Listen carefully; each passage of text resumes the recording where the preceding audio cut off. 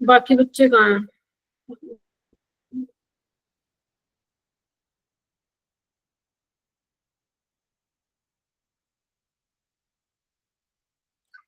जिन बच्चों की पीटीएम हो रही है कोई भी बच्चा मिस नहीं करेगा। इन दैट केस अगर कोई बच्चा इंटेंशनली मिस कर रहा है, I will remove that child from the group.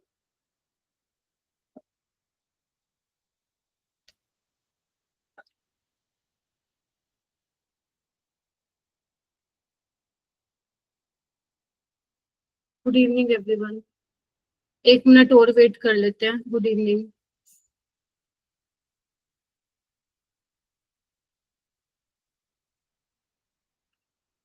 Ma'am जो हमारा 19 to 28 ऑफ है उसमें भी मैम संडे का टेस्ट होगा?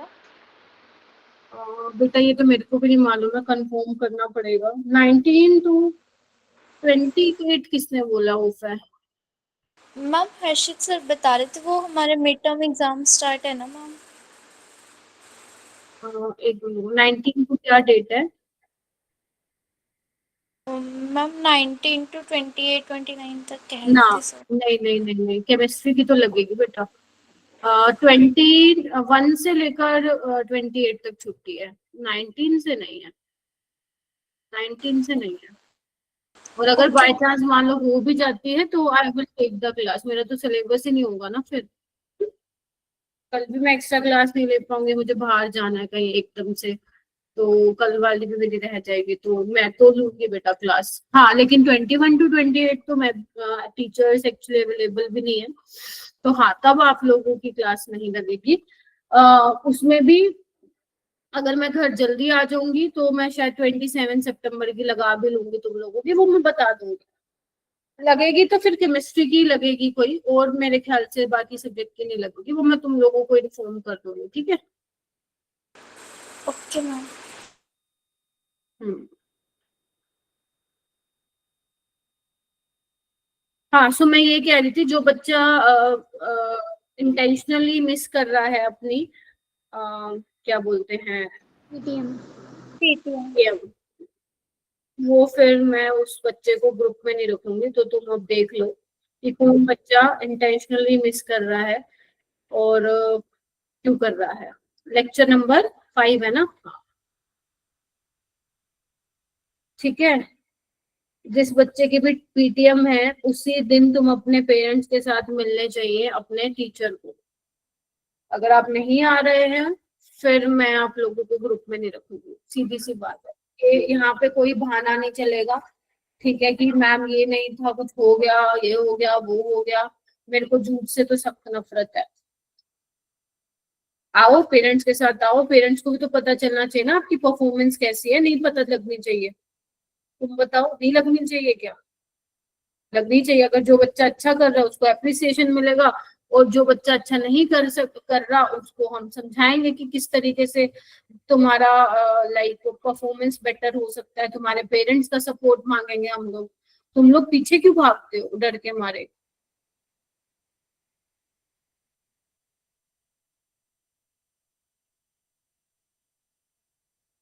जब मैं तुम्हारे जितने थी ना, मेरी तो हर जगह मेरी मम्मी होती थी साथ में, हर जगह। इवन मेरे जब मास्टर्स का एडमिशन हुआ था, मेरी मदर ही चली थी मेरे साथ एडमिशन कराने। और तुम लोगों को आदत हो रही है बस, ठीक है, उनको कुछ पता ना चले, बस सब हम कर ले पीछे पीछे से। ऐसा थोड़ी ना होता है। उनको पता होना चाहिए अपने बच्चे के बारे में कि वो कहाँ अच्छा कर रहा है, कहाँ गंदा कर रहा है, कहाँ उसको थोड़े से सुधार की जरूरत है। तो आपके पेरेंट्स को पता होना चाहिए बच्चों। ऐसे तुम क्या सोच रहे हो, पीटीएम तो होगी, ठीक है। तो मेरी जिसके साथ भी अपकमिंग डेज में पीटीएम है तो कोई भी मिस नहीं करेगा, और बाकी टीचर्स के साथ भी है, वो भी मिस नहीं करेंगे। जिनकी हो गई अच्छी बात है, जिनकी हो गई बहुत बढ़िया। ठीक है, अब तक किस किस की होगी पीटीएम, हैंड रेस करिए।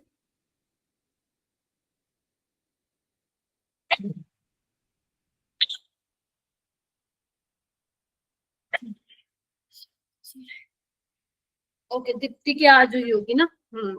सुखजीत की तो हो गई थी। ठीक है, कल सुहानी मेरी है तुम्हारे साथ सुबह में, तो प्लीज यस मैम। टाइम पे ज्वाइन कर लेना, एंड मुझे कोई एक्सक्यूज नहीं सुनना एट ए टाइम पे कि अवेलेबल नहीं है या जो भी है। अब मेरे को अब बेसिकली करनी है पीटीएम, ठीक है। सो आगे आने वाले दिनों में जिस बच्चों के साथ भी पीटीएम शेड्यूल हुई है, आप लोगों को लिंक वैसे ही शेयर हो जा रहा है पहले, तो अपने पेरेंट्स को पहले ही बता के रखो कि इस दिन इस टाइमिंग पे हमारे साथ पीटीएम है। या फिर अगर मान लो तुम जो सर आप लोगों को टाइमिंग बता रहे हैं कि इस टाइमिंग पे आप अवेलेबल हो, नीचे कर लो बेटा हाथ। अगर आप मान लो आपके पेरेंट्स अवेलेबल नहीं है, वर्किंग है, तो आप वो उनको बता दो, वो अकॉर्डिंगली जो है 1 मिनट दो, टाइम चेंज कर देंगे आप।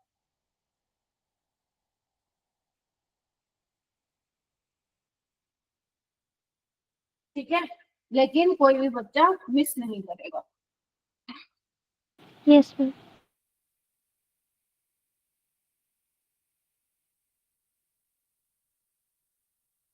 मनप्रीत, आप भी मुझे टाइमिंग देख के बताओ कि कब पीटीएम रख सकते हैं तुम्हारे पेरेंट्स के साथ, मुझे करनी है। मतलब इट्स मैंडेटरी टू ऑल कि join with your parents in your PTM,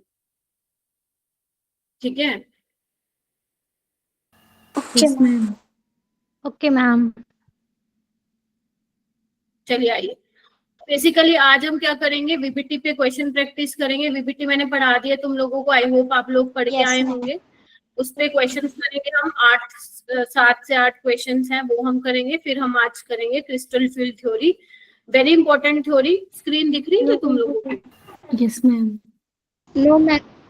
no no ma'am. Ma'am. नहीं दिख रही? No ma'am. No ma'am. No ma'am. अच्छा, दोबारा शेयर करूँ क्या? दिख रही है मैम दिख रही है।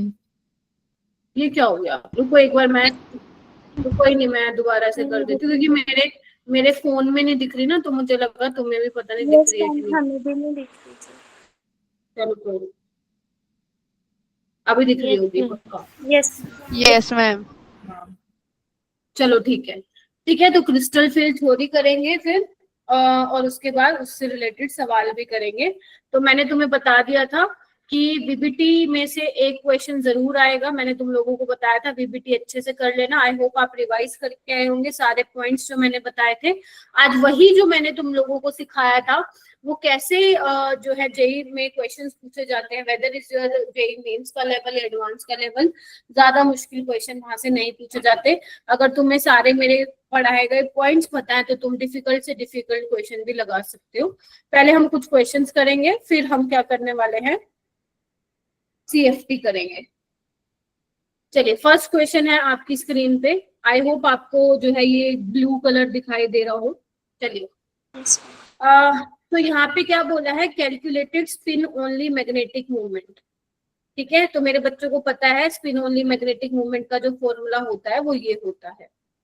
ठीक है, किसका बताना है, इसका बताना है, ये वाले कॉम्प्लेक्स का और ये वाले कॉम्प्लेक्स का। बोहर मैग्नेटोन में एटॉमिक नंबर आपको दिए हुए हैं। वैसे देखो एटॉमिक नंबर इसने दे दिए, लेकिन हो सकता है ना भी दे, तो आपको रेडी रहना है। दे भी सकता है, नहीं भी दे सकता, आपको मैग्नेटिक मूवमेंट बताना है। तो सोचो, मैंने ऐसे सवाल तुम्हें कैसे सिखाया था अप्रोच करने के लिए, how to approach this question. Ravinder, आप बताओगे कैसे अप्रोच करेंगे इस क्वेश्चन को?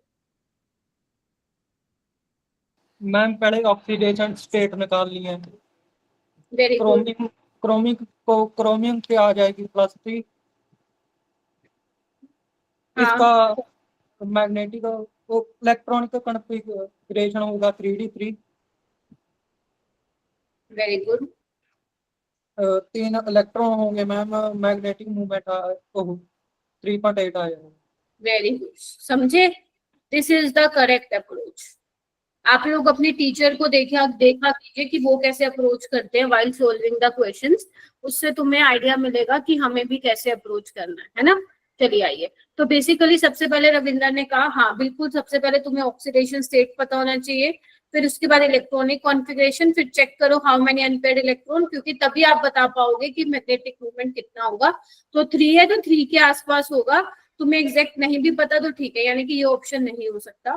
कॉपर का क्या है यहाँ पे +1, और कॉपर +1 में कॉपर +1 है क्या यहाँ पे? नहीं, कॉपर है यहाँ पे +3 में, देख रहे हो, x - 6 - 3, तो ये हो जाएगा +3।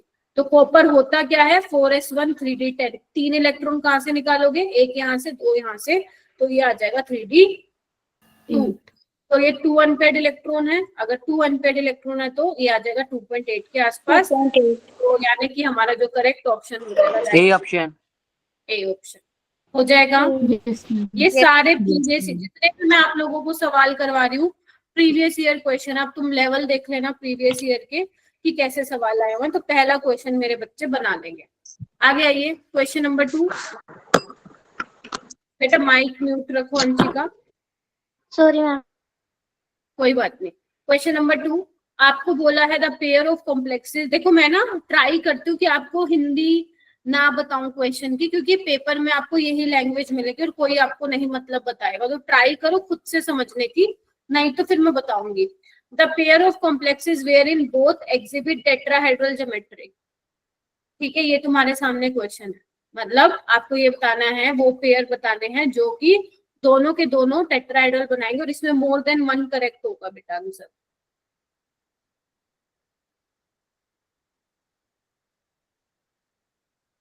चेक करो सारे बच्चे, इसमें थोड़ा सा तुम्हें टाइम लगेगा।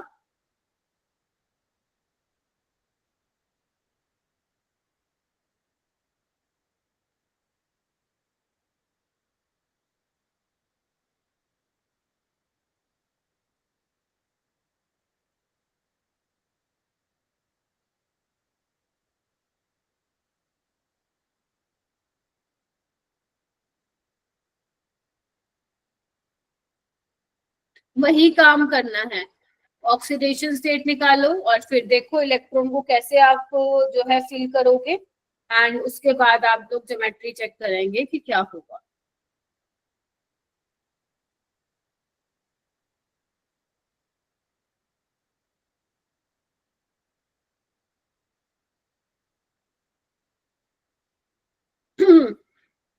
आयरन की क्या होगी ऑक्सीडेशन स्टेट, कोई बताएगा मेरे को? मैम +3। +3, very good.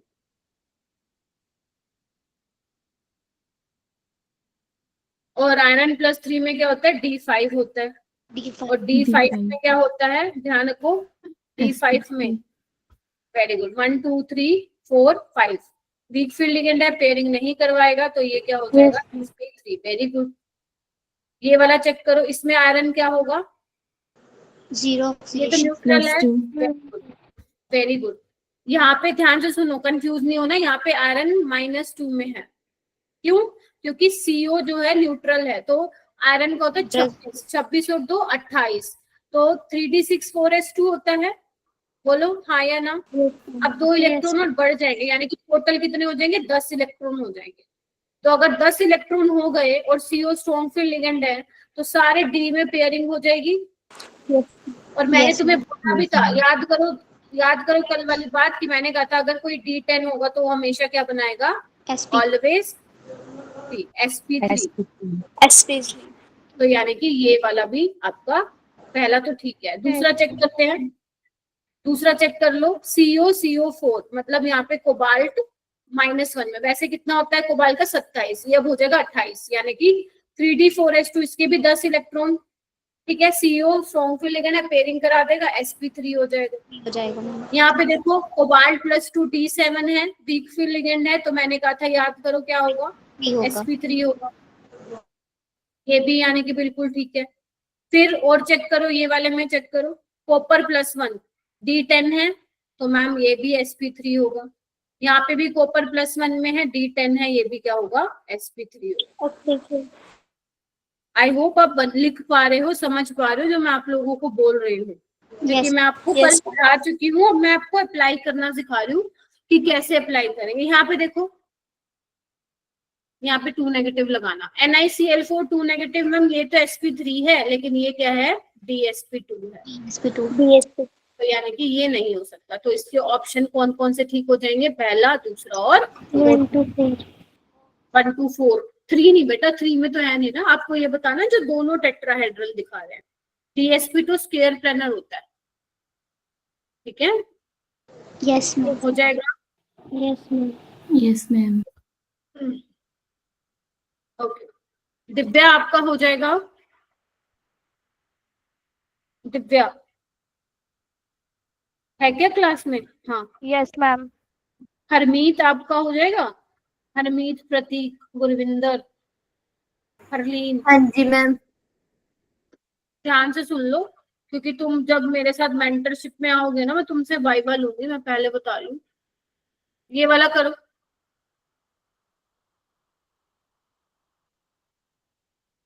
अब आपको डायमैग्नेटिक बताना है।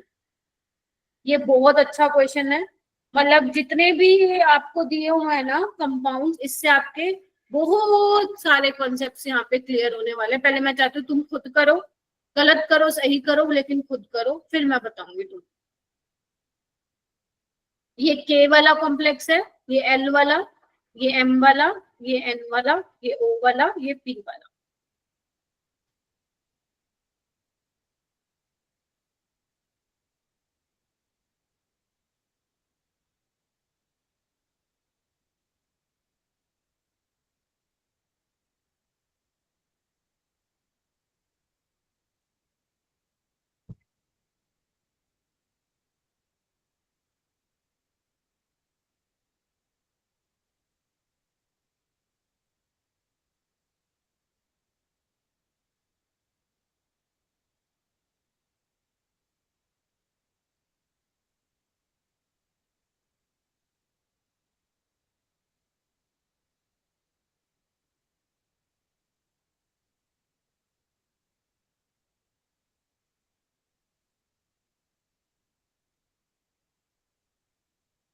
वेरी गुड रविंद्र, सौम्या, प्रतीक, आकाश, ट्राई करो, आंचल, नवजोत, विवेक, मनदीप,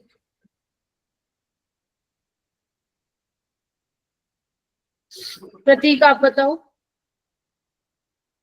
क्या आ रहा है? Ma'am D option LMOP। LMOP। देखो एक बार, अगर मैं के वाले कॉम्प्लेक्स की बात करूं तो यहाँ पे आयरन +3 में है ना, और यहाँ पे आयरन जब +3 में होता है आयरन, तो D5 है, स्ट्रॉन्ग फील्ड लिगेंड है, पेयरिंग करवा देगा, लेकिन एक अनपेयर्ड तो फिर भी बचेगा, है ना। तो ये तो हमारा पैरामैग्नेटिक होगा। तो जहाँ पे के है हटा दो, यहाँ पे के हटा दिया, यानी कि इन दोनों में से आ सकता है। अब तुम ध्यान से देखो, सब में LMO कॉमन है, तो तुम देख लो कैसे ऑप्शन एलिमिनेट हो गया। तो तुम्हें सिर्फ एन और पी को चेक करना है, बट क्योंकि मैं सारा पढ़ा रही हूँ तो एक बार डिटेल में हम देख लेते हैं। यहाँ पे देखो जो एल वाला है वहां पे कोबाल्ट +3 में है, और मैंने तुम्हें बोला था जब कोबाल्ट +3 में होता है तो most of the ligand will behave as a SFL। सिर्फ 7 ऐसे थे जो मैंने तुम्हें बताया था जो वीक फील्ड लिगेंड की तरह बिहेव करते हैं, जैसे chloride, chloride, bromide, iodide, iodide, sulphide, thiocyanate और नाइट्राइड। ठीक है, और मैंने कहा था जनरली पेपर में क्या मिलता है, कोबाल्ट +3 के साथ अमोनिया मिलता है, वाटर मिलता है और ऑक्सलेट। तो देखो अमोनिया यहाँ पे इन्होंने दिया हुआ है, तो मतलब SFL है, पेयरिंग हो जाएगी। अगर पेयरिंग हो जाएगी मेरा बेटा तो फिर आप लोगों को डायमैग्नेटिक D2sp3। यहाँ पे देखिए कोबाल्ट +3 में देखो ऑक्सलेट आ गया, याद करो ऑक्सलेट, वाटर, अमोनिया, ये मिल सकता है, ये भी डायमैग्नेटिक होगा, बिल्कुल सेम। यहाँ पे देखो निकल +2 में है, और निकल +2 D8 में है, तो मैंने कहा था D8 में बेशक स्ट्रॉन्ग हो वीक हो डजंट मैटर, 2 अनपेयर्ड इलेक्ट्रॉन यहाँ पे आपको मिलेंगे बिकॉज sp3d2 होते, तो ये पैरामैग्नेटिक होगा।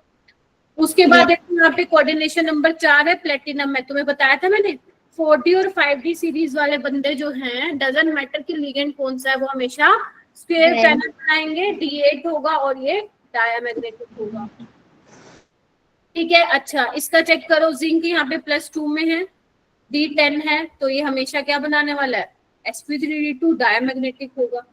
तो यानी कि ऑप्शन क्या आ जाएगा, LMOP। LMOP। ये एडवांस का सवाल था। वैसे सोचो इससे कितने कॉन्सेप्ट तुम्हारे क्लियर हो गए, बताओ बताओ। अगर कुछ इसमें दिक्कत है तो प्लीज आस्क कि मैम आपने ये कैसे कर दिया, वो कैसे कर दिया।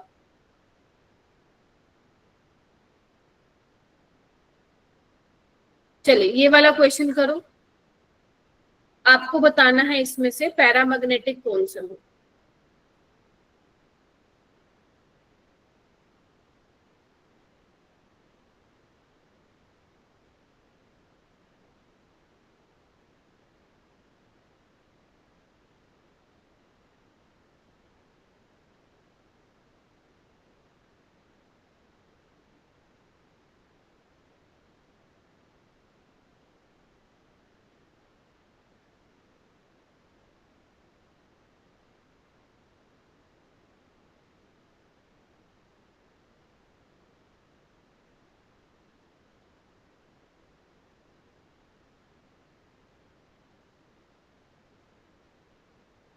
ट्राई करो सारे बच्चे।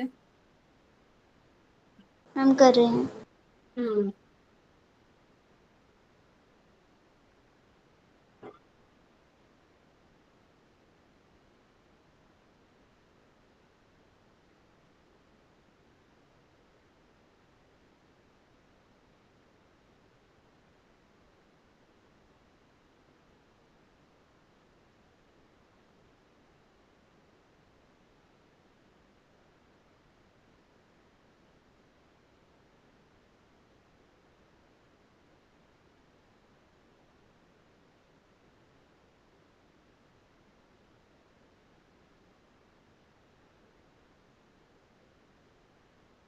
हाँ हरलीन बताओ।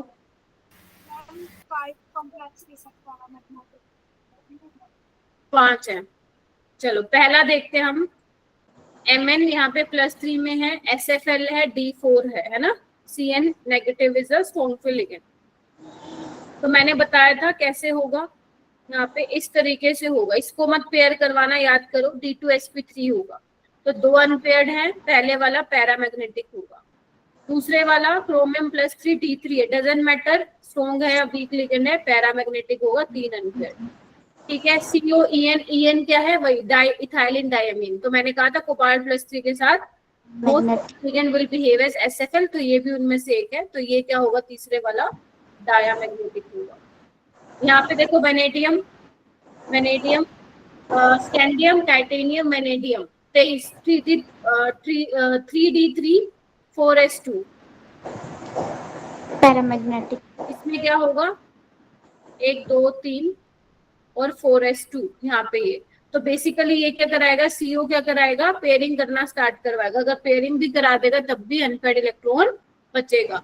तो ये भी, ये क्या होगा, पैरा मैग्नेटिक। प्लस ये भी बताया है मैंने, ये भी पैरामैग्नेटिक होगा। निकल DMG मैंने तुम्हें बताया था, याद करो, स्केयर प्लानर होता है। तो स्केयर प्लानर का मतलब डायामैग्नेटिक होगा। प्लेटिनम का कॉम्प्लेक्स माइक नोट करिए, कोऑर्डिनेशन नंबर 4 है। निकल पैलेडियम प्लेटिनम 5D सीरीज का है, DsP2 बनाएगा स्क्वायर प्लानर। तो ये भी क्या होगा, डायामैग्नेटिक होगा। कॉपर +2 कल ही मैंने बताया था, ये DsP2 एक अनपेयर्ड इलेक्ट्रॉन होगा, para magnetic. Copper +1 D10 sp3 diamagnetic. तो ये कॉम्प्लेक्स के हमने डिस्कस नहीं किए क्या, बिल्कुल किए थे। अब देखो पैरा कौन सा है, एक ये वाला है, 2 3 4 और ये एक 5। तो आंसर क्या आ जाएगा अपना, 5। इसमें से बताओ, अगर कोई समझ में नहीं आया तो फिर मैं दोबारा एक्सप्लेन करूं।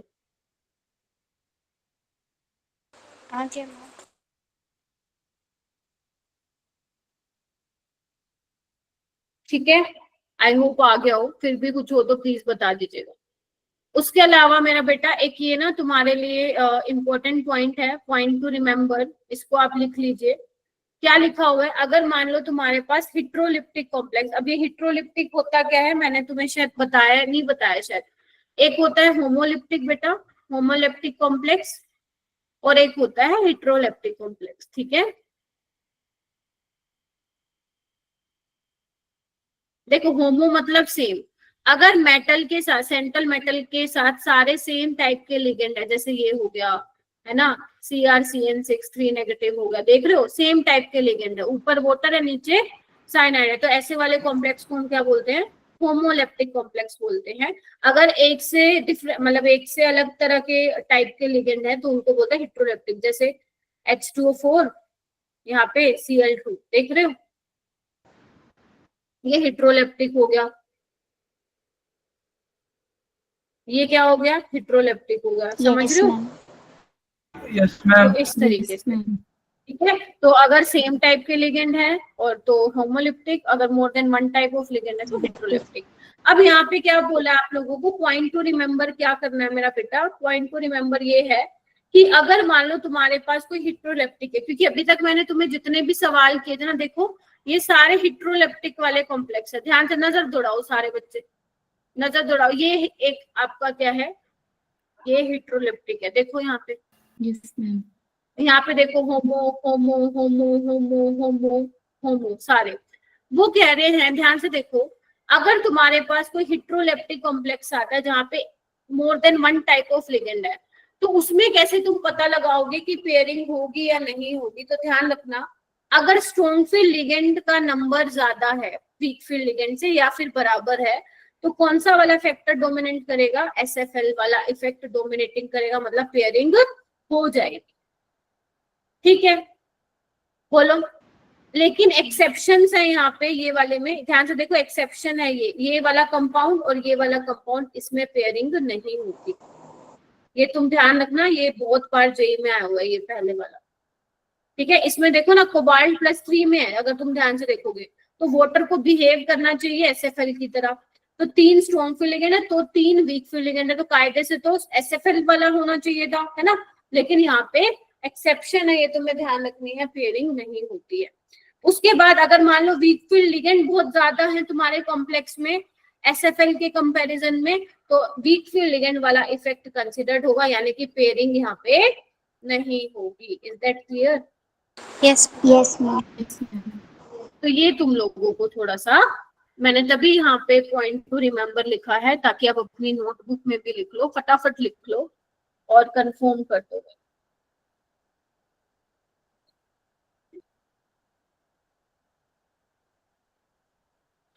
मैम लिख लिया।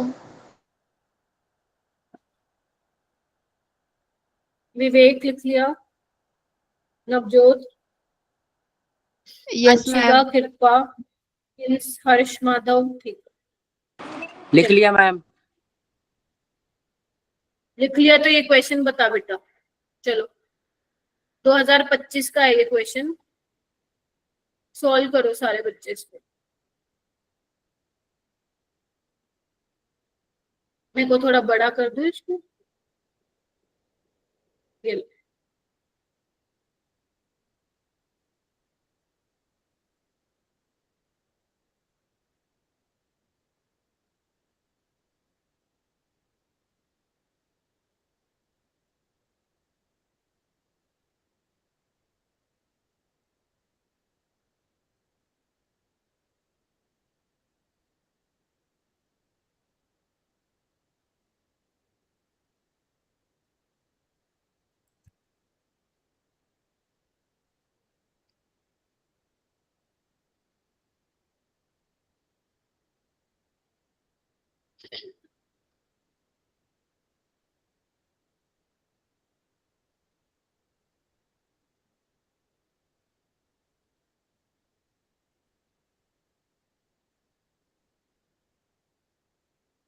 बताओ भाई, कहाँ अटक गए तुम लोग? 2 मिनट मैम।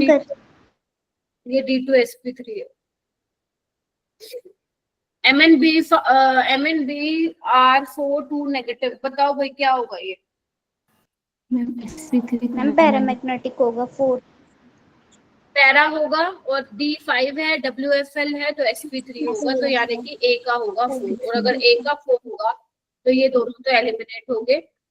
वैसे तुम ना ऑप्शन से ही चलो, अब B का चेक कर लो तो तुम्हारा आंसर आ जाएगा, FeF3 नेगेटिव, D5 होगा, Fe+3 वीक फील्ड लिगेंड है, पेयरिंग नहीं होगी, तो sp3d2 और पैरामैग्नेटिक, sp3d2 पैरामैग्नेटिक, यानी कि ये, तो ऑप्शन तो इसका 1 ही आएगा। बाकी ये मैंने अभी बताया है, C का 1 आएगा, और ये भी sp3 और टेट्राहेड्रल आएगा, यानी कि टेट्राहेड्रल और डायमैग्नेटिक, तो यानी कि ऑप्शन नंबर क्या हो जाएगा 1। चलिए ये वाला करिए, ये भी जेई 2025 का सवाल है। आज से तुम्हें पीवाईक्यूज मिलना स्टार्ट हो जाएंगे इसके। मैं टिक मार्क करके दूंगी, वही तुम लोगों को करने हैं। ये वाला करिए ट्राई।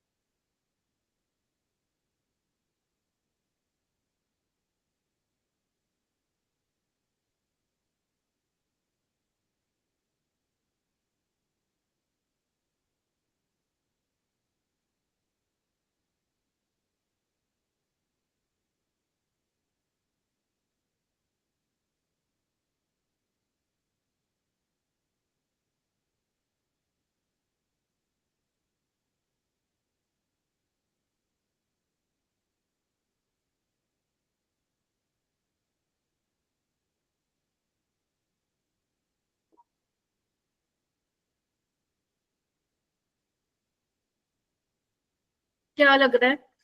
पहले तो होमोलेप्टिक पहचानो कौन कौन है। एक तो ए वाला है होमोलेप्टिक, और बी वाला है, बी वाला भी है, और डी वाला डी है। वाला बस यही है। पहले तो ये पहचानो। फिर कह रहे हैं odd number of d electron. चलो ये तो बहुत आसान हो गया। मैम पहले में Fe क्या होगा, +2 है। ये तो मैम इवन नंबर है, तो ए भी ऑप्शन से गया। ठीक है, ऑप्शन वैसे निकल गया होगा तुम्हारा। उसके बाद है बी वाला, Fe+3 में क्या होता है, D5। तो हाँ मैम ये हो सकता है, ठीक। डी यहाँ पे तो ऑप्शन वैसे यही आएगा। और उसके अलावा डी में कोबाल्ट +2 में है, D7 है, मतलब odd number of d electron है। तो ये इससे आसान क्वेश्चन तुमसे पूछेगा नहीं? Option 3, option third. इसलिए कह रही हूँ ये चैप्टर तो थर्ड ऑप्शन, ये चैप्टर तुम्हें नंबर दिला सकता है। 8 नंबर का चैप्टर है। 8 नंबर तुम्हारे लिए बहुत मैटर करते हैं, यानी कि 2 क्वेश्चन बनवा रहा है ये तुम्हारा, 2 क्वेश्चन। इसी को ऐसे कर करके 10 क्वेश्चन भी बना के आगे ना तुम केमिस्ट्री में, जो मैं बोल रही हूँ बस ये कर लो, तो तुम्हारा तो मस्त सही हो जाएगा। लेकिन तुम्हें वो करना पड़ेगा जो मैं बोलूंगी, तो बन जाएंगे तुम लोगों से आराम से बना लोगे तुम 10 से 11 जो मैं बोल रही हूँ। 2 क्वेश्चन तो मैंने तुम्हें इस चैप्टर से ही बता दो। ये भी बता दिया कौन से टॉपिक से, एक बीबीटी से मिलेगा, एक सीएफटी से मिलेगा, या फिर एक बीबीटी से या आइसोमेरिज्म से। यही 2 बेसिकली कॉम्बिनेशन बनाता है वो। इसमें और भी सवाल थे शायद, नहीं यही थे, ठीक है। ओके, नेक्स्ट हम चलते हैं बेटा। सीएफटी पढ़ने से पहले हमें कुछ लिमिटेशंस देखनी पड़ेंगी वैलेंस बॉन्ड थ्योरी की। इसको तुम बाद में लिख लेना क्योंकि ये काफी ज्यादा पॉइंट्स हैं।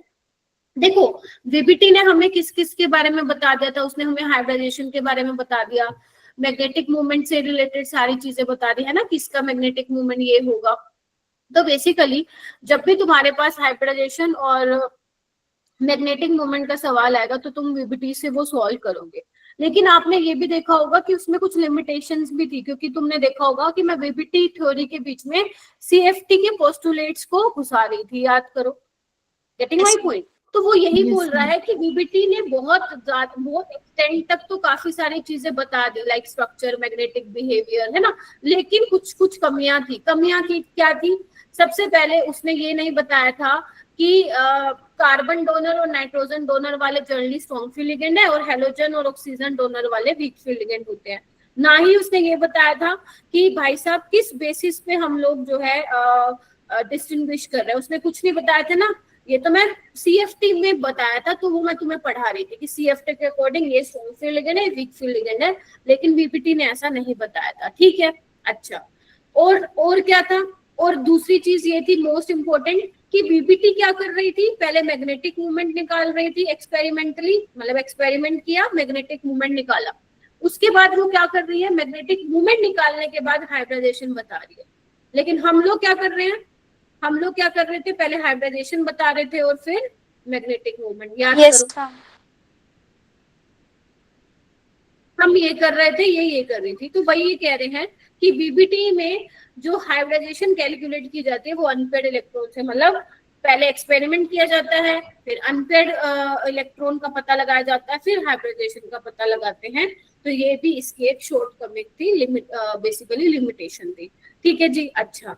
उसके अलावा कलर के बारे में इसने नहीं डिस्कस किया। मैंने तुम्हें बताया कि ये कॉम्प्लेक्स ये कलर का दिखता है, ये कॉम्प्लेक्स ये कलर का नहीं, मैंने नहीं बताया। तो ये कॉम्प्लेक्सेस के कलर के बारे में नहीं बताता, ये कॉम्प्लेक्स ज्यादा स्टेबल है, ये कॉम्प्लेक्स कम स्टेबल है, स्टेबिलिटी के बारे में भी नहीं बताया। SFL और WFL के को भी डिस्टिंग्विश नहीं किया, which I have already told. उसके अलावा ना ही उसने क्या की, एग्जैक्ट प्रिडिक्शन की regarding tetrahedral and square planar. याद है, कल अपन ये पढ़ रहे थे, याद करो। आने को तो इसका बेटा D9sp3 भी हो सकता था, लेकिन मैंने कहा था एक्सपेरिमेंटली देखा गया कि स्फीयर प्लैनर है, तो इसकी भी एग्जैक्ट प्रिडिक्शन इसने नहीं दी कि क्या होना चाहिए। Getting my point? तो ये कुछ लिमिटेशंस थी बीपीटी की जो आप लोगों को पता होनी चाहिए। हालांकि पेपर में इतनी नहीं पूछी जाती हैं, बट स्टिल आप लोगों को मालूम होनी चाहिए। तो मैंने जितना सिंपल वे में आप लोगों के लिए मैं ढूंढ सकती थी, मैंने यहाँ पे लिख दिया है। अब आप लोग इसको आराम से घर पे आप नोट डाउन कर लेना, ठीक है। चलो, अब इनमें से काफी सारी जो इसकी लिमिटेशन थी, जैसे कलर के बारे में, स्टेबिलिटी के बारे में, स्ट्रॉन्ग फील्ड लिगेंड और वीक फील्ड लिगेंड के बारे में डिस्टिंग्विश, ये सब अपनी जो CFT that is crystal field theory जो कि हम अभी पढ़ने वाले हैं, उसने इन कमियों को क्या किया था, दूर किया था। ठीक है, अब ये तीसरी थ्योरी है तुम्हारे सिलेबस में। 3 ही थ्योरी है, वर्नर थ्योरी, बीबीटी और ये crystal field. 2 theory I have already completed, this is your last theory. ठीक है, इसके बाद एक टॉपिक और है आइसोमेरिज्म, वो होने के बाद तुम्हारा ये चैप्टर हो जाएगा। ठीक है, अच्छा। सबसे पहले बेटा क्रिस्टल फील्ड थ्योरी क्या है? जब भी कोई थ्योरी होती है वो अपनी कोई बात बोलती है। जैसे बीपीटी ने क्या बोला था कि वैकेंट ऑर्बिटल्स जो होंगे वो आपस में हाइब्रिडाइज्ड होंगे। याद करो, हाइब्रिडाइज्ड होंगे, और कितने वैकेंट ऑर्बिटल होने चाहिए, जितना कोऑर्डिनेशन नंबर होगा सेंट्रल मेटल का, और उन्हीं हाइब्रिडाइज्ड ऑर्बिटल में, हाइब्रिड ऑर्बिटल में लिगेंड जो है वो इलेक्ट्रॉन पेयर देंगे वाया शेयर होंगे, कोवलेंट बॉन्ड बनाएंगे। यही था, यस और नो? ठीक है। अब देखो क्रिस्टल फील्ड कहाँ से नाम आया, क्रिस्टल वर्ड आया आयनिक कंपाउंड से। तुम लोगों ने देखा होगा क्रिस्टलाइन लैटिस, सुना होगा ना। तो जनरली जो ये वर्ड है वो हम आयनिक कंपाउंड्स के लिए यूज करते हैं। तो यहाँ पे, और आपको ये भी पता है, करते हो ना, जैसे आप बोलते हो NaCl का क्रिस्टलाइन लैटिस है, मतलब लैटिस का मतलब 3D अरेंजमेंट ऑफ एटम्स, जहाँ पे बेसिकली आयंस को अरेंज किया जाता है। तो वहीं से आया है crystal word, not world, crystal word. Ionic compounds में क्या होता है बेटा? आयनिक कंपाउंड्स में इलेक्ट्रोस्टैटिक फोर्स ऑफ अट्रैक्शन होता है बिटवीन पॉजिटिवली चार्ज कैटायन और negatively charge anion. Yes or no? तो यस, यही उसकी एजम्पशन भी थी क्रिस्टल फील्ड थ्योरी की। क्रिस्टल फील्ड थ्योरी की जो पहली एजम्पशन थी, जो पहले उसने अपना पोस्टुलेट दिया, वो यही दिया कि जो इसमें मेटल और लिगेंड का बॉन्ड होगा वो प्योरली क्या होगा मेरा बेटा? आयनिक होगा। मतलब मेटल के ऊपर अगर मैं बोलूं पॉजिटिव चार्ज है, मान लो पार्शियल पॉजिटिव चार्ज है, इसके ऊपर पार्शियल नेगेटिव चार्ज है, तो बेसिकली इनमें क्या है, आपस में कैसी इंटरेक्शन हो रही है? इनमें आपस में कैसी इंटरेक्शन हो रही है? आयनिक इंटरेक्शन हो रही है, इलेक्ट्रोस्टैटिक फोर्स ऑफ अट्रैक्शन हो रही है। ठीक है क्या? ठीक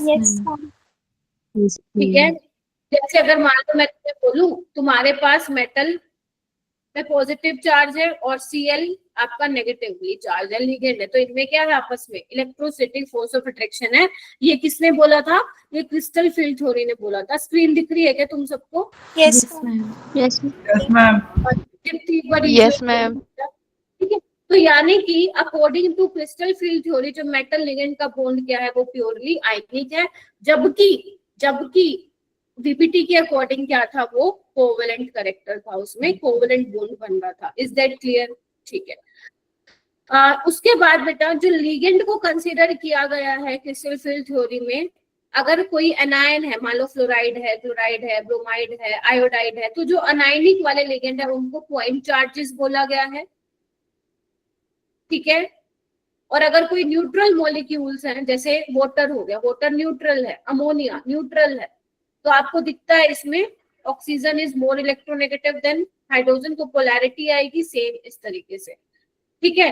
तो यानी कि यहाँ पे क्या बोला गया है, ligand are treated as point charges in case of anion और dipole in case of neutral molecule, क्योंकि दिख रहा है ना आप लोगों को ये डायपोल है, देखो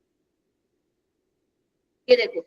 अब यहाँ पे क्या होगा, मेटल और इनके बीच में क्या होने वाला है, इलेक्ट्रोस्टैटिक फोर्स ऑफ अट्रैक्शन होने वाला है। ये समझ में आया? वैसे तुमसे कोई पूछेगा नहीं, लेकिन पोस्टुलेट तो पता होने चाहिए ना, वरना कैसे चीजें आगे प्रोसीड होंगी। समझ में आया? मेटल लिगेंड का बॉन्ड प्योरली आयनिक उसने बोला, जो नेगेटिवली चार्ज लिगेंड है उनको पॉइंट चार्जेस की तरह इन्होंने कंसिडर किया है, और जो न्यूट्रल मॉलिक्यूल है उनको डायपोल की तरह किया, बिकॉज डायपोल मतलब पोलैरिटी वहां पे आ रही है, ठीक है। अच्छा मेरा बेटा, अब एक बात बताओ, इन्होंने इलेक्ट्रोस्टैटिक जो फोर्सेस है ना, वो दो टाइप के इलेक्ट्रोस्टैटिक फोर्स को अकाउंट में लिया है, मतलब कंसिडर किया है। पहला अट्रैक्शन, दूसरा रिपल्शन। पहला अट्रैक्शन, दूसरा रिपल्शन। अट्रैक्शन किसके बीच में होगा भाई, जो हमारा मेटल कैटायन है उसके बीच, और जो नेगेटिवली चार्ज लिगेंड है या फिर जो कोई और लिगेंड है उसके बीच में क्या होगा, फोर्स ऑफ अट्रैक्शन होगा। बोलो हाँ के ना। मेटल के पास क्या है, इधर आओ, मेटल के पास क्या है, पॉजिटिवली चार्ज है ना, न्यूक्लियस बेसिकली पॉजिटिव चार्ज है। अगर पॉजिटिव चार्ज है, लिगेंड के पास नेगेटिव चार्ज है, तो एक ये फोर्स ऑफ अट्रैक्शन हो गई, और दूसरा क्या है, फोर्स ऑफ रिपल्शन। कैसे कैसे? क्योंकि मेटल के डी ऑर्बिटल में क्या है, इलेक्ट्रॉन है ना, और लिगेंड के पास भी इलेक्ट्रॉन है, तो आपस में क्या होगी, रिपल्शन, ठीक है। और कौन सी रिपल्शन पॉसिबल है, मेटल जो होगा उसका भी भाई साहब अपना न्यूक्लियस है, लिगेंड जो होगा उसका भी न्यूक्लियस है, तो न्यूक्लियाई के बीच में भी रिपल्शन होगा। लेकिन आपको जो इसमें ध्यान रखना है, वो किसके बारे में हम बहुत ज्यादा डिस्कस करेंगे, हम डिस्कस करेंगे electrostatic repulsion between the lone pair of electron on the ligands and the electron in the D orbital of metal के टाइम। यानी कि हमें इस वाले थ्योरी में ये वाले इंटरेक्शन के बारे में बात करनी है, ठीक है। Yes ma'am. यहाँ तक किसी को समझ में नहीं आया तो बोलो। कुछ नहीं किया, मैंने सिर्फ ये बताया है कौन से टाइप की इंटरेक्शन तुम पढ़ रहे हो, ये तो समझ में आ गया ना बेटा। मेटल के पास डी ऑर्बिटल है, तो भाई साहब उसमें भी तो होगी इलेक्ट्रॉन डेंसिटी, अभी पढ़ के नहीं हम। जैसे मान लो आयरन है, आयरन में क्या है, 3d6 है ना डी ऑर्बिटल में इलेक्ट्रॉन डेंसिटी, और लिगेंड के पास भी इलेक्ट्रॉन डेंसिटी है, तो क्या होगा, झमाझम क्या होगी, जब पास आएगा तो रिपल्शन नहीं होगी। तो हमें यही वाला फैक्टर क्या करना है, यहाँ पे कंसिडर करना है, क्योंकि मेन हमारा वही है जो आज हम पढ़ने वाले, ठीक है। चलो, तो बेटा क्रिस्टल फील्ड थ्योरी को आगे पढ़ने से पहले तुम्हें ये पता होने चाहिए कि जो हमारे डी होते हैं 5 ऑर्बिटल, सबको मालूम है, आई होप सबको मालूम होंगे कि हमारे डी के 5 ऑर्बिटल होते हैं, और उन 5 डी ऑर्बिटल की जो ओरिएंटेशन होती है, जो शेप होती है, वो कुछ इस प्रकार होती है, डी एक्स वाई। ध्यान से देखो, एक्स वाई प्लेन में बने हुए हैं, एक्सजेड प्लेन में, वाई जेड प्लेन में, d x square dash y square. देखो एक्स वाई के एक्सिस के अलोंग बने हुए हैं लोब्स, और ये d z square z axis के अलोंग बना हुआ है। और जो ये ग्रीन ग्रीन दिखाई दे रहा है, बेसिकली वो ये बता रहा है कि एक्स वाई प्लेन में क्या है, इलेक्ट्रॉन डेंसिटी है, जेड प्लेन में नहीं है, ठीक है जी। ये वो बात बताना चाह रहा है, ठीक है क्या? Yes ma'am. ऑलराइट। अच्छा, तो यहाँ पे अगर तुम ध्यान से देखो मेरा बेटा, जो ये पहले 3 है, d x y, d y z और डी एक्स जेड, इनके जो लोब्स हैं वो एक्सिस के बीचों बीच बनाए हुए हैं। ध्यान से देखना एक बार, ये देखो, यस ठीक है। तो और यहाँ पे भी देखो एक्सिस के बीच में बनाए हुए हैं, प्लीज ध्यान से देखिए सारे बच्चे, और यहाँ पे भी एक्सिस के बीचों बीच है। ये यहाँ पे आपको हो सकता है लग रहा हो थोड़ा, मैंने तो एक्सिस के ऊपर भी दिखा रखे हैं, लेकिन एक्चुअल में क्या होता है, एक्सिस के बिल्कुल बीचों बीच यहाँ पे क्या होते हैं, ऑर्बिटल होते हैं, क्योंकि वाई जेड प्लेन में है ना, तो उसके बीच में जो है बेसिकली ये लोब्स वाई जेड प्लेन में दिखाए होते हैं, ठीक है जी, बोलो। Yes, ma'am. Yes, ma'am. Yes, ma'am. Dash y square में क्या है, देखो एक्स एक्सिस के अलोंग बनाए हुए हैं लोब्स, देखो ये रहा एक्स एक्सिस, इसके अलोंग बनाए हुए हैं, और वाई एक्सिस ये बनाए हुए हैं, देखो भाई, Yes, देखो ma'am. ठीक है।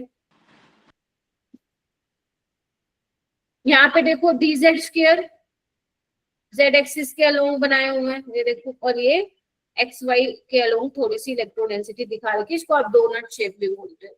तो बेसिकली मुझे ये बताओ, क्या मैं ये, हाँ बोलो। मैम इसकी साइड पे रिंग क्यों होती है? क्या मेरा बेटा? ये जो डी जेड स्क्वायर है इसके साइड पे रिंग क्यों होती है ये? आपने वो पढ़ा है, क्वांटम मैकेनिक्स पढ़ी है कभी? स्क्रोडिंगर वेव इक्वेशन पढ़ी है?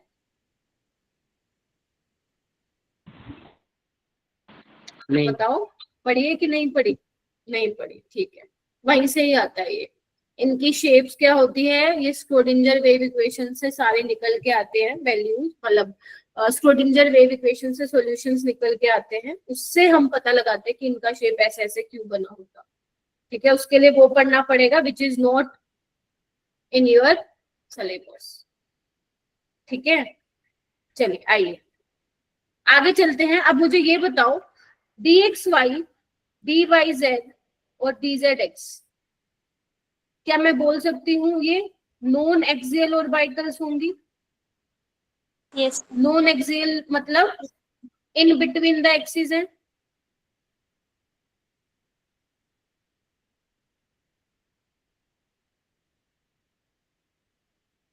देखो यस Yes, मैम। ma'am. ठीक है, और अगर मैं बोलूं d x square dash y square और डी जेड स्क्वायर, ये क्या है हमारे पास? Axial orbitals. Axial orbitals. मतलब इसको मैं बोल सकती हूँ अलोंग द एक्सिस है। हाँ मैम, बिल्कुल बोल सकती हूँ, बोलो। Yes, ma'am. Yes, ma'am. ठीक है, चलिए, अगर ये हो गई है तो आगे मैं तुम लोगों को पढ़ाना चाहती हूँ crystal field theory in octahedral complexes. ठीक है, हेडिंग डालो। आपके सिलेबस में 3 तरह के सीएफटी बेसिकली आप लोग पढ़ोगे, क्रिस्टल फील्ड थ्योरी ऑक्टाहेड्रल में पढ़ोगे, टेट्राहेड्रल में पढ़ोगे, और इसमें स्क्वायर प्लानर में पढ़ोगे, बट जो सबसे ज्यादा इंपॉर्टेंट है दैट इज योर ऑक्टाहेड्रल वाला। ठीक है, ऑक्टाहेड्रल वाला ज्यादा इंपॉर्टेंट है, बाकी भी दोनों मैं करवाऊंगी, बट इसको थोड़ा ज्यादा हम डिटेल में पढ़ेंगे। ठीक है, चलिए, तो देखो पहले आप मेरी बातें सुनोगे, उसके बाद ही जो है आप लोग कुछ लिखेंगे, क्योंकि ये समझना बहुत जरूरी है। जिसको समझ में आ गया उसका बल्ले बल्ले हो जाएगी, और जिसको समझ में नहीं आया फिर दिक्कत हो जाएगी। तो देखो, अब यहाँ पे आपको दिख रहा है ये मेटल है और ये 6 लिगेंड है। ठीक है, ये लिगेंड है। ठीक है, क्योंकि बेसिकली लिगेंड मेटल के साथ क्या होंगे, लिगेंड ही तो होंगे ना। ठीक है, Yes, ma'am. चलिए, तो बेसिकली यहाँ पे मैं क्या बताना चाह रही हूँ, यहाँ पे आप लोग यहाँ पे x axis y axis draw करो। एक बार बताओ, एक्स एक्सिस मान लो इसको, मान लो वाई एक्सिस इसको मान लो, जेड एक्सिस इसको मान लो, आपस में क्या होता है, तीनों परपेंडिकुलर होते हैं, 90 डिग्री होता है। तो अगर मान लो मुझे इन एक्सिस को यहाँ पे ड्रॉ करना हुआ तो मैं कैसे करूंगी? ये मेरा एक्स एक्सिस, ये मेरा वाई एक्सिस, और ये मेरा, बोलो, जेड एक्सिस। Z axis. बोलो, ठीक है, ये हो जाएगा। Yes, ma'am. अच्छा, अब तुम्हें क्या दिख रहा है बेटा, जो ऑक्टाहेड्रल कॉम्प्लेक्स होता है उनमें लिगेंड के बीच में क्या है, 90 डिग्री का एंगल होता है। देखो, होता है कि नहीं होता? हाँ मैम, होता Yes, है। ma'am. और जो एक्सिस के बीच, एक्सिस जो बेसिकली एक्सिस है उनके बीच में भी क्या होता है, 90 डिग्री का। अब तुम्हें यहाँ पे क्या दिख रहा है, जो अगर मैं x axis y axis z axis दिखा रही हूँ, तो जो मेरे लिगेंड है वो कहाँ से आ रहे हैं? क्या एक्सिस के ऊपर से आ रहे हैं? ध्यान से देखिए, Yes. सारे बच्चे Yes, ध्यान से ma'am. देखिए मैं क्या बोल रही हूँ। जो तुम्हारे लिगेंड है वो एक्सिस के अलोंग आ रहे हैं। मान लो ये एक्स एक्सिस है तो लिगेंड इस अलोंग एक्स एक्सिस आ रहे हैं, देखो इस तरीके से। एक बात बताओ, जो मेटल के D orbital along the axis हैं और उनके पास क्या डी ऑर्बिटल है, और डी ऑर्बिटल में इलेक्ट्रॉन डेंसिटी है, और लिगेंड के पास भी इलेक्ट्रॉन डेंसिटी है, तो उनमें क्या होगा, जब लिगेंड एक्सिस के ऊपर से आएंगे तो जो एक्सिस पे डी ऑर्बिटल प्रेजेंट है मेटल के जिसमें इलेक्ट्रॉन है, तो उनमें क्या होने वाली है मैम, रिपल्शन होने वाली। जैसे अलोंग द एक्सिस कौन सा है, फिर से समझो क्या बोल दिया मैंने, अलोंग द एक्सिस कौन से डी ऑर्बिटल है बेटा, d x square dash y square और डी जेड स्क्वायर। ठीक है जी, मैं बना भी देती हूँ तुम्हें, ये देखो डी एक्स डी वाई दिख रहा है, ये देखो। अब यहाँ पे इलेक्ट्रॉन है, लिगेंड भी यहीं से आ रहे, तो आपस में क्या होगी, झमाझम, बोलो रिपल्शन। क्या मैं बोल सकती हूँ, तो जो ये मेटल के डी ऑर्बिटल है ये वाला अलोंग द एक्सिस, वो रिपल्शन ज्यादा फेस करेंगे, बोलो। Yes ma'am. और तो d x y, d y z और डी जेड एक्स है, वो क्या है, एक्सिस के बीच में है ना, एक्सिस के ऊपर नहीं, एक्सिस के बीच में है, तो वो लिगेंड के थ्रू कम रिपल्शन फेस करेंगे, बोलो। यस। ये बात समझ में आई कि मेटल, यानी कि जो मेटल के 5 डी ऑर्बिटल थे, लिगेंड जब आएगा उनके पास, तो भाई साहब मेटल के जो बेसिकली डी ऑर्बिटल है, that is d x square dash y square d z square, वो ज्यादा रिपल्शन फेस कर रहे होंगे, और जो d x y d y z और डी जेड एक्स वाले ऑर्बिटल है, वो क्या कर रहे होंगे, कम रिपल्शन फेस कर रहे होंगे। ये बात क्लियर हुई तो यस। अगर मान लो, अगर ध्यान से, अगर मान लो ये मेरा लिगेंड एक्सिस है, ये आ रहा है, तो ये ज्यादा रिपल्शन फेस करेगा, अगर रिपल्शन फेस करेगा तो एनर्जी क्या हो जाएगी, बढ़ जाएगी। और ऐसे ऑर्बिटल जो कम रिपल्शन फेस कर रहे हैं, तो उनकी एनर्जी क्या होगी, कम हो जाएगी। Yes or no? Yes ma'am. Yes ma'am. ठीक है, अच्छा। अब यहाँ पे ये तुम्हें आई होप दिख रहा हो, ये अभी कोई बच्चा नहीं बनाएगा जब तक मैं तुम्हें नहीं बोलूंगी। ध्यान से देखिए, यहाँ पे देखो, जो ये नीचे मैंने यहाँ पे एनर्जी बेसिकली दिखा रखा है, बढ़ती हुई एनर्जी, तो ये क्या है, 5 मेटल की 5 डी ऑर्बिटल है, जिनकी एनर्जी क्या है, सेम है। डीजेनरेट ऑर्बिटल्स क्या होते हैं, जिनकी एनर्जी क्या होती है, ऐसे ऑर्बिटल जिनकी एनर्जी सेम होती है। सेम होती। तो जो पहले 5 डी के ऑर्बिटल थे, उनकी एनर्जी एकदम सेम थी, मस्त बढ़िया सेम थी। लेकिन जैसे ही मेटल को दिखा, अरे हाय राम, मेरे सामने से तो लिगेंड आ रहे हैं, अब मैं क्या करूं, मेरे तो रिपल्शन होगी, है ना। उसको दिख रहा है मेरे सामने लिगेंड है, लिगेंड के पास इलेक्ट्रॉन है, मेटल कहेगा मेरे पास भी है, तो जैसे ही मेरे पास हद से ज्यादा पास आया, तो भाई साहब रिपल्शन हो जाएगी। तो ये वाली जो सिचुएशन है, यहाँ पे लिगेंड दूर खड़े हैं, दूर कहीं, तो जब लिगेंड दूर कहीं खड़े हैं, तो मेटल के 5 डी ऑर्बिटल को इकट्ठा एक साथ क्या कर रहे हैं, सिमेट्रिकली क्या कर रहे हैं, रिपेल कर रहे हैं। या मैं बोलूं, मेटल के डी ऑर्बिटल, अब देखो ये मेटल है, दूर कहीं है लिगेंड, दूर कहीं लिगेंड है, तो सबको सेम रिपल्शन फील होगी, क्योंकि अभी वो पास नहीं आया, अभी दूर है। तो ये वाली में क्या है, थोड़ी सी एनर्जी बढ़ गई है, एक्चुअल में ऐसा होता नहीं, हाइपोथेटिकल, ये सिर्फ आपको समझाने के लिए कि भाई साहब ऐसे हुआ, ठीक है। अच्छा, फिर उसके बाद क्या होगा, ध्यान से सुनो। अब जो लिगेंड है भाई साहब, वो पहले तो दूर थे, अब क्या है, धीरे धीरे धीरे धीरे धीरे धीरे क्या आ रहे हैं, पास आ रहे हैं। और जब पास आएंगे, तो जो मेटल की 3 डी ऑर्बिटल थी, कौन कौन सी, d x y, d y z, d z x, उनकी एनर्जी थोड़ी सी देखो ना, यहाँ पे कम हो गई है, और जो अलोंग द एक्सिस थे, उनकी एनर्जी क्या हो गई है, बढ़ गई है। क्या सबको दिखाई दे रहा है? Yes ma'am. Yes ma'am. अब ये मेटल की 3 डी ऑर्बिटल है, इनकी एनर्जी सेम है, और जो 2 डी ऑर्बिटल जिनकी एनर्जी ऊपर गई है, वो सेम है। इनको हम बोलते हैं डबली डीजेनरेट, क्योंकि 2 ऑर्बिटल की एनर्जी सेम है, इसको हम बोलते हैं ईजी से हम रिप्रेजेंट करते हैं। और 3 डी ऑर्बिटल की एनर्जी सेम है, इसको हम बोलते हैं ट्रिपली डीजेनरेट, और इसको हम T2G से दिखाते हैं। किससे दिखाते हैं बेटा? T2G से। T2G। और ये G क्या है? G जी है यहाँ पे जीरेट। जी क्या है? जीरेट। वैसे कोई पूछेगा नहीं आपसे, बट ठीक है मैं बता देती हूँ। जीरेट बेटा होता क्या है? जीरेट का मतलब होता है सेंटर ऑफ सिमेट्री। देखो सेंटर ऑफ सिमेट्री क्या होता है? ऑक्टाहेड्रल कॉम्प्लेक्स में सेंटर ऑफ सिमेट्री है क्या? चेक करो। हाँ मैम है। Yes, ma'am. सबको दिख रही होगी, है। यहाँ बीच में खड़े हो जाओ। ऊपर जाऊंगी मैं, ध्यान से देखो, ऊपर जाओगे लिगेंड मिल रहा है, सेम डिस्टेंस से नीचे जाओगे तो लिगेंड मिल रहा है। यहाँ पे जाओगे, नीचे जाओगे, सेम मिल रहा है। यहाँ पे जाओगे, सेम डिस्टेंस नीचे मूव करो। तो बेसिकली पूरा क्या है? सिमेट्रिकल है। तो जी यूज होता है फॉर सेंटर ऑफ सिमेट्री। बोलो। Yes ma'am.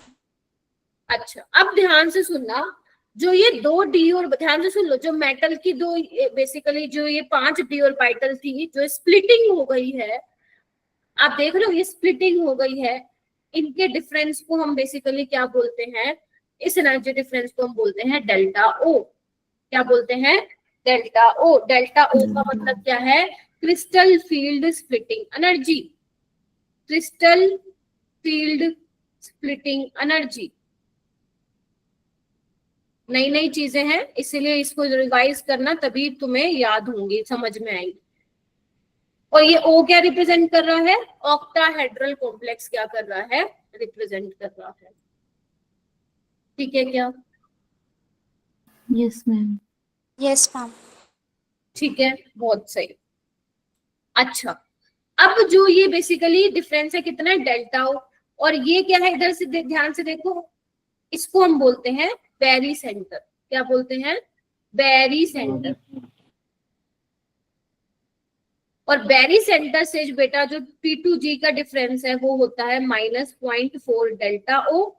और बैरी सेंटर से EG का जो डिफरेंस है वो कितना होता है? 0.6 डेल्टा ओ। ये तुम लोगों को मालूम होना चाहिए, क्योंकि जब आप बेसिकली दोनों को यहाँ पे ऐड करोगे तो यहाँ पे क्या आने वाला है? यही आने वाला, डेल्टा ओ के बराबर आने वाला है ना। माइनस यहाँ पे क्या रिप्रेजेंट कर रहा है? माइनस सिर्फ यहाँ पे ये रिप्रेजेंट कर रहा है कि एनर्जी जो हुई है तीन ऑर्बिटल की वो कम हुई है। और प्लस क्या रिप्रेजेंट कर रहा है? कि बैरी सेंटर से एनर्जी क्या हुई है? थोड़ी बड़ी है। अगर मैं बात करूं ओवरऑल एनर्जी, तो ओवरऑल एनर्जी तो बड़ी है, क्योंकि ये क्या है? Ground state energy. देख रहे हो? ओवरऑल तो यहाँ पे बढ़ रही है, देखो ना energy. Yes. Is that clear? क्या क्या बताया मैंने? दोबारा से और एक बार फटाफट से रिकॉल करा देती हूँ, फिर उतार लेना। मैंने बोला पहले 5 जो मेटल के डी ऑर्बिटल थे उनकी एनर्जी सेम थी, है ना। लेकिन जैसे ही लिगेंड उनको अप्रोच करेंगे, क्योंकि लिगेंड के पास भी इलेक्ट्रॉन है और मेटल के डी ऑर्बिटल के पास भी इलेक्ट्रॉन है, तो इलेक्ट्रॉन इलेक्ट्रॉन के बीच में रिपल्शन होगी। तो वो मेटल के डी ऑर्बिटल जो एक्सिस के अलोंग द एक्सिस थे, dx square dash dy square और dz स्क्वायर, वो रिपल्शन ज्यादा फेस करेंगे, है ना। और dx y dy z dz x जो कि इन बिटवीन द एक्सिस थे, वो क्या करेंगे? कम रिपल्शन फेस करेंगे। ठीक है, तो इस तरीके से यहाँ पे आप देख लो, बैरी सेंटर से T2G का डिस्टेंस -0.4 डेलो, बैरी सेंटर से EG का डिस्टेंस क्या होगा? 0.6 डेलो, और ऐड करोगे तो कितना आएगा? डेलो आएगा। और डेल्टा ओ है क्या? Crystal field splitting energy in octahedral complex. तो जो ये स्प्लिटिंग हो रही है T2G EG को, इसको ही हम क्या बोल रहे हैं? क्रिस्टल फील्ड स्प्लिटिंग एनर्जी बोल रहे हैं। बोलो। Yes ma'am. Yes, ma'am. इसको उतार Yes, लो, ma'am. फिर मैं आगे। इसको एक बार नोट डाउन कर लो अच्छे से।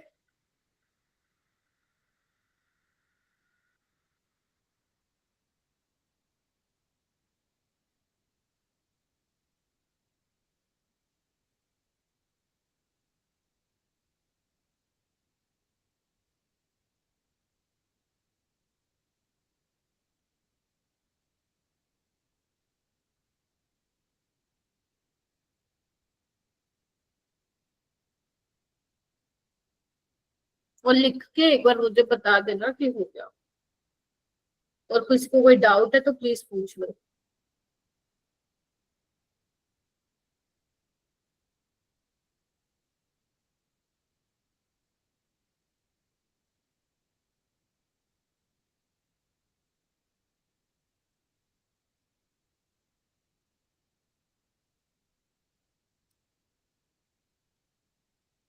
इसको लिखने की जरूरत नहीं है, ये वही है बेटा जो मैंने बताया तुम्हें, ठीक है। चलो उसके बाद मेरा बेटा ध्यान से देखिएगा, अब तुम्हारे को क्या हो रहा है, 2 लेवल में स्प्लिट हो रहा है ना, T2G में और EG में, है ना। अब तुम्हें क्या करना पड़ेगा, इनमें इलेक्ट्रॉन की फिलिंग करनी पड़ेगी। ध्यान से सुनो, अभी जो लिखा है अभी मत पढ़ो, पहले सुन लो। अब उसमें तुम्हें इलेक्ट्रॉन की फिलिंग करनी पड़ेगी। अगर तुम्हारा स्ट्रॉन्ग फील्ड लिगेंड है तो भाई साहब पेयरिंग करवा देगा, ठीक है। अगर तुम्हारा स्ट्रॉन्ग फील्ड लिगेंड है तो वो क्या करेगा, पेयरिंग करा देगा। तो मतलब T2G में पेयर होने स्टार्ट हो जाएंगे। अगर वीक फील्ड लिगेंड है तो क्या होगा, पेयरिंग नहीं होगी और वो T2G से EG में जाएगा, मतलब T2G भरने के बाद फिर EG में जाएगा क्योंकि पेयरिंग नहीं होगी। ये तो मैंने तुम्हें बता ही दिया था। कौन से पेयरिंग करवाएंगे कौन से नहीं करवाएंगे मैंने तुम्हें बता दिया था, याद करो, ठीक है। तो वीक फील्ड लिगेंड पेयरिंग नहीं करवाएंगे, जैसे हेलोजन्स हो गए, है ना, आपका वोटर हो गया, वोटर भी जनरली क्या होता है आपका वीक फील्ड लिगेंड होता है, ऑक्सलेट हो गया।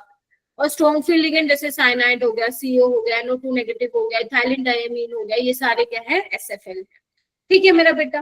अब यहाँ पे बात क्या आती है, इधर आओ, यहाँ पे मैं एक केस ले रही हूँ बेटा D4 का, पहले सुन लो। D4 में जब मेटल के 5 D ऑर्बिटल की एनर्जी सेम थी तो ऐसे ही इलेक्ट्रॉन भरोगे तुम लोग, हाँ या ना। अब क्या हुआ है बेटा, अब क्योंकि लिगेंड की प्रेजेंस में स्प्लिटिंग हो गई है, अब लिगेंड तुम्हारा कमजोर भी हो सकता है और ताकतवर भी हो सकता है। तो तुम मुझे बताओ, अगर कमजोर लिगेंड आया, यस छोड़ो, ताकतवर लिगेंड आया और मेटल की D ऑर्बिटल को अप्रोच किया, तो तुम खुद सोचो स्प्लिटिंग ज्यादा होगी या कम होगी। अगर एकदम स्ट्रॉन्ग लिगेंड ने अप्रोच किया, स्प्लिटिंग ज्यादा या कम, ज्यादा। ज्यादा। तो जैसे ही स्ट्रॉन्ग फील्ड लिगेंड आएगा, मेटल के D ऑर्बिटल के पास इलेक्ट्रॉन है भाई साहब, एकदम आएगा बढ़िया तरीके से और एकदम से अच्छे से अप्रोच करेगा, तो स्प्लिटिंग क्या होगी, ज्यादा होगी, ठीक है। और अगर स्प्लिटिंग ज्यादा होगी तो ये एनर्जी डिफरेंस दिख रहा है तुम्हें, ज्यादा है, तो ये स्ट्रॉन्ग फील्ड लिगेंड ने कराई है। एग्जाम्पल समझा रही हूँ तुम्हें। और ये स्प्लिटिंग कम दिख रही है, मतलब यहाँ पे कोई वीक फील्ड लिगेंड रहा होगा D4 के केस में, ठीक है।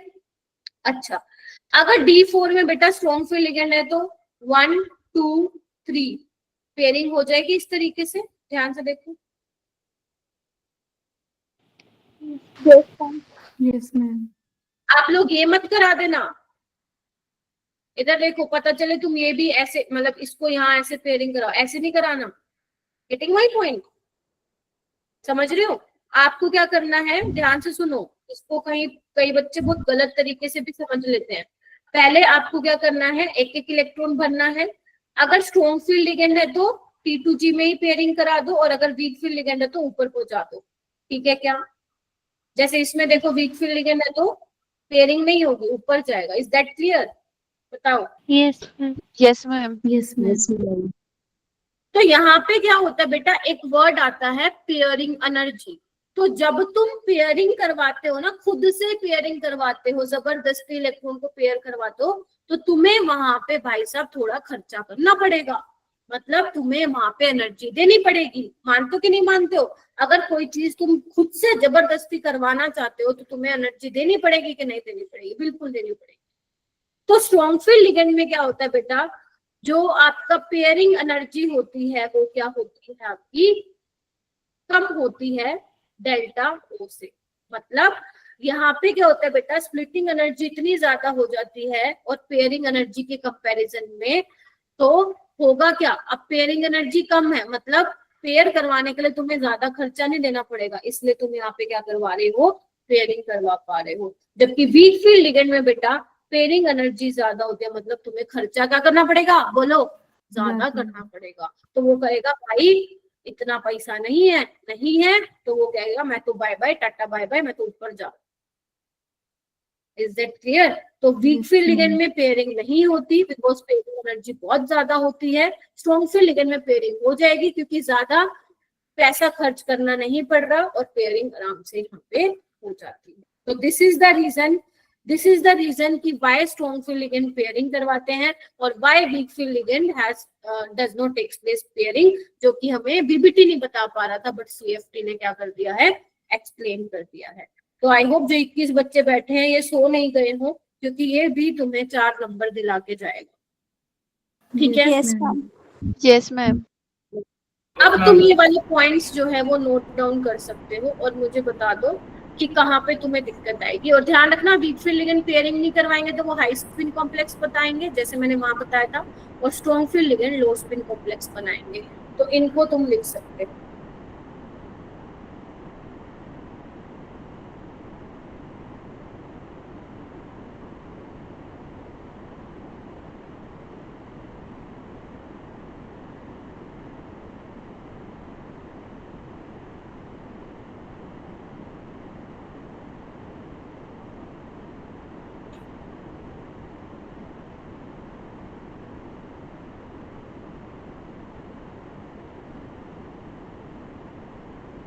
लिख लिया? Yes, ma'am. Yes, ma'am.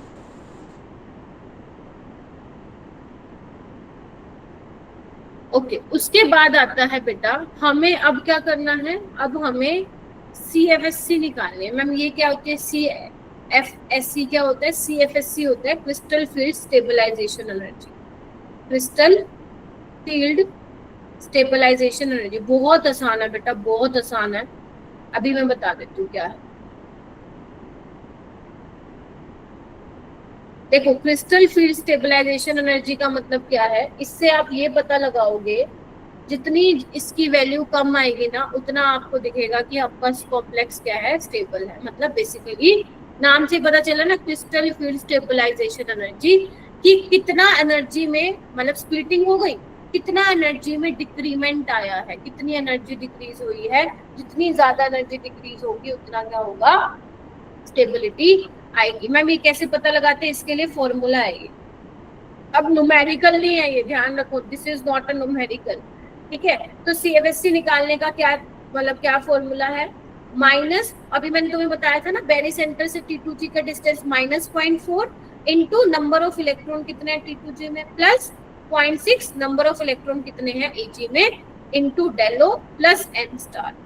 Ma'am ये n स्टार क्या है? n स्टार वो नंबर है जिन इलेक्ट्रॉन्स को तुम जबरदस्ती पेयर कराओगे वो यहाँ पे क्या होगा, n। मान लो तुम 2 इलेक्ट्रॉन को पेयर करा रहे हो जबरदस्ती तो 2 आ जाएगा, 3 इलेक्ट्रॉन को जबरदस्ती पेयर करा रहे हो तो आंसर मतलब n क्या आ जाएगा, 3 आ जाएगा। अभी कैसे आएगा, कैसे निकालेंगे, वो सब मैं तुम्हें बताऊंगी, उसकी तुम फिक्र मत करो, पहले ये लिख लो फटाफट से।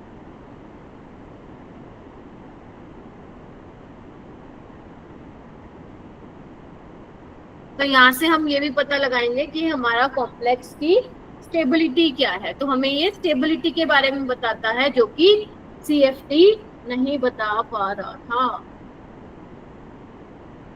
ठीक है, ओ सॉरी PPT नहीं बता पा रहा। चलो, कोई बच्चा एक बार इसको लिख लो और कोई बच्चा अभी कुछ नहीं लिखेगा, पहले मैं तुम्हें समझाऊंगी। बहुत आसान है बेटा, बहुत आसान। देखो यहाँ पे सबसे पहले मैं बात करूंगी किसी भी मेटल की कॉन्फ़िगरेशन, मान लो D1 है सेंट्रल मेटल की। ठीक है, तो लिगेंड चाहे स्ट्रॉन्ग फील्ड लिगेंड हो या वीक फील्ड लिगेंड हो, डजंट मैटर, यही आएगा, 1 तो ऐसे ही भरेगा। और क्या पॉसिबिलिटी बताओ, नहीं है। तो यहाँ पे जब मैं CFSC निकालूंगी तो कैसे निकालूंगी, ये क्या है तुम्हारा T2G और ये क्या है तुम्हारा Eg। तो नंबर ऑफ इलेक्ट्रॉन कितने हैं T2G में, 1, और वेरी सेंटर से कितना डिफरेंस था ये, -0.4। तो ये कितना आ जाएगा, CFSC कितनी आ जाएगी, -0.4 डेल। बोलो हाँ। Yes. D2 में कैसे भरोगे, Yes. ऐसे भरोगे। CFSC क्या आ जाएगी, -0.4 into number of electron in T2G 2 into डेलो, यानी कि ये आ जाएगा -0.8 डेलो। आसान है कि नहीं है बताओ? Yes, ma'am. बहुत आसान है, बस प्लस माइनस। यहाँ पे भी मैटर नहीं करता D2 में SFL है या फिर WFL है। ठीक है, आगे बढ़ो। D3 में 1, 2, 3, बताओ कोई और पॉसिबिलिटी है?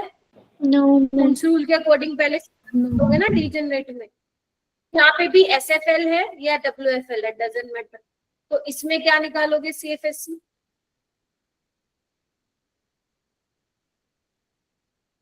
-0.4 number of electron in T2G 3 डेल O, तो ये आ जाएगा -1.2। बोलो क्या कहते हो? Yes. पेयरिंग एनर्जी यहाँ पे इसलिए नहीं आएगी कि तुमने कोई खुद से पेयर तो नहीं करवाया, यहाँ तक किसी को दिक्कत? No ma'am. चलिए अब हम निकालते हैं D4। तो D4 में मेरे पास दो केस आते हैं बेटा, एक आता है हाई स्पिन का, मतलब जहाँ पे वीक फील्ड लिगेंड होगा, और एक केस आता है मेरे पास, बोलो, लो स्पिन का, जहाँ पे SFL हो गए। बोलो क्या कहते हो? तो अगर मैं बेटा हाई स्पिन की बात करूं तो कैसे इलेक्ट्रॉन की फिलिंग करूंगी, सोचो। T2G EG, तो 1 2 3 वीक फील्ड लिगेंड तो पेयरिंग नहीं कराएगा, ऊपर जाएगा। यहाँ पे कैसे कराऊंगी? 1 2 3, अब ऊपर नहीं जाएगा क्योंकि स्ट्रॉन्ग फील्ड लिगेंड होगा तो पेयरिंग करवा देगा। तो CFSC कैसे निकालू? Number of electron in T2G बेटा 3 minus 0.4 plus number of electron in EG into 0.6, तो ये कितना आ जाएगा? माइनस 1.2 प्लस 0.6, ये आ जाएगा माइनस 0.6 टेरा। बोलो हाँ के ना? Yes ma'am. Yes ma'am. यहाँ पे क्या आएगी CFSC? 0.4 minus 0.4 into number of electron in T2G 4, plus तुमने खुद से कितनी पेयरिंग कराई एक्स्ट्रा, कंपेयर करो बेटा। ध्यान रखना लो स्पिन में ही पेयरिंग एनर्जी आएगी, हाई स्पिन में नहीं आएगी। तो इससे कंपेयर करना है तुम्हें, कितना किया? 1, तो यहाँ पे आ जाएगा 1। बताइए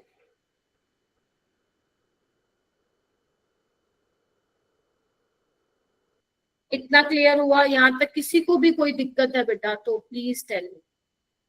चलिए और करें फिर, आइए D5 में भी चलो तुम बनाओ, एक हाई स्पिन बनाओ और एक लो स्पिन बनाओ। चलो तुम हाई स्पिन बनाओ, मैं लो स्पिन बनाती हूँ। चलो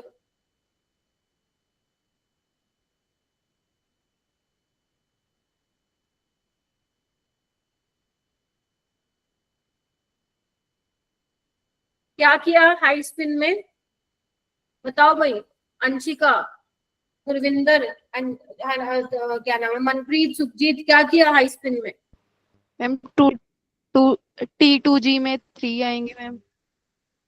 वेरी गुड। मैम EG में 2 आएंगे इलेक्ट्रॉन। Very good. और यहाँ पे क्या किया? बोलो। Very good. पेयरिंग में पेयरिंग होगी। पेयरिंग कहाँ पे हुई पेयरिंग?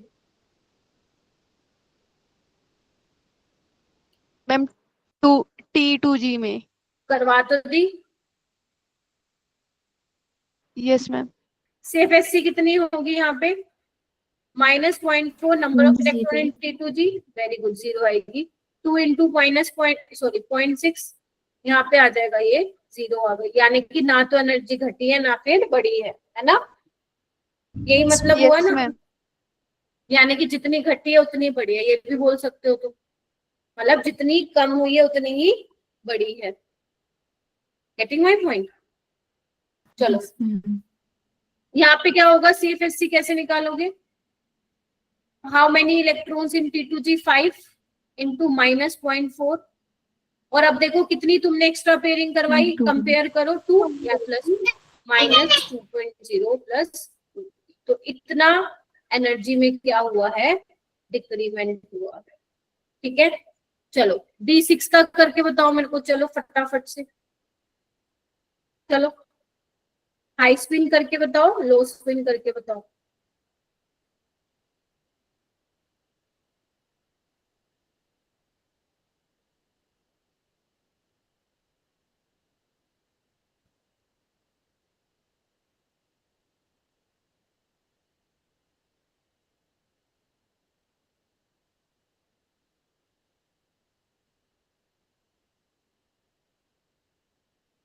एक इलेक्ट्रॉन कहाँ जाएगा? T2G में ही जाएगा वापस से। फर्स्ट वाले। Yes ma'am. यहाँ पे पेयरिंग हो जाएगी बिकॉज लो स्पिन बनेगा। देखो इधर, तो CFSC कितनी आ रही है इसकी D6 की? SFL इसमें वीक फील्ड लिगेंड में माइनस 0.4 डेलो आएगी। इसमें कितनी आएगी? माइनस 2.4 डेलो। अब बताओ कितनी पेयरिंग एनर्जी है यहाँ पे? 3। गलत कर रहे हो। 3 कैसे आएगी? कंपेयर करो इससे। मैम 2 4 कैसे 2 आएगी? अरे ये देखो ना, ये वाला तो ऑलरेडी पेयर है ना खुद से, क्योंकि 5 भर गए 6 नीचे ही आएगा, तो एक्स्ट्रा कितना तुमने जबरदस्ती कराया भाई, इतना ही तो कराया। जब तुम्हें मैं इधर आओ बीबीटी पढ़ाती थी तो D6 1 2 3 4 5 6 ये तो होता ही होता था। स्ट्रॉन्ग फील्ड लिगेंड इसको थोड़ी ना खुद पेयर करवा रहा है, वो तो इनको पेयर करवा रहा है ना। तो एक्स्ट्रा पेयर कितने करवाए यहाँ पे बेटा? ये बहुत इंपॉर्टेंट चीज है। एक्स्ट्रा कितने तुमने जबरदस्ती खर्चा करवा के पेयरिंग करवाई, वो तुम्हें ऐड करनी। चलो मेरे को बताओ अब जल्दी से, D7 की बनाओ, फटाक से बनाओ मेरे को। D7 हाई स्पिन और D7 लो स्पिन, चलो।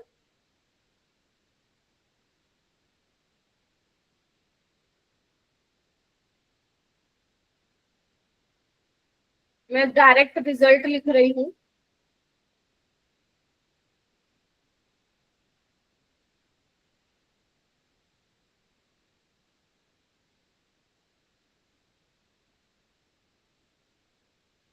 हाई स्पिन में क्या आएगा? EG में 2 आएंगे इलेक्ट्रॉन और इसमें 5 आएंगे। लो स्पिन में क्या आएंगे? T2G में कितने आएंगे? 6 और एक EG में 1 EG में है। और एक्स्ट्रा पेयरिंग तुम कितनी करवाओगे जब तुम कंपेयर करोगे? ओनली 1 इलेक्ट्रॉन, इसलिए 1। 1 मैम। ठीक है, चलो अब तुम मुझे D8 D9 D10 में निकाल के बताओ, चलो।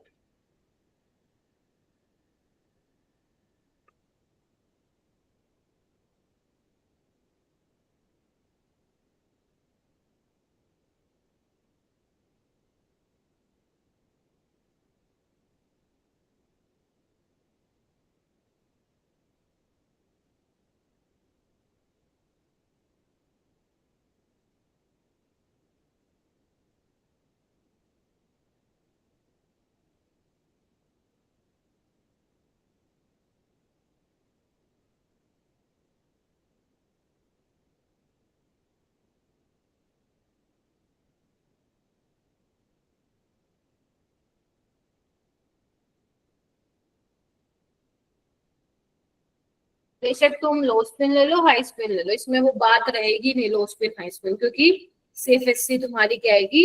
D8 में -1.2 ही आएगी, D9 में -0.6 आएगी, लो, और D10 में क्या आएगी बेटा? यही आ रही है। Yes ma'am. Yes ma'am. अभी भी किसी को कोई प्रॉब्लम है तो प्लीज पूछो, मुश्किल नहीं है ये। क्वेश्चन करें?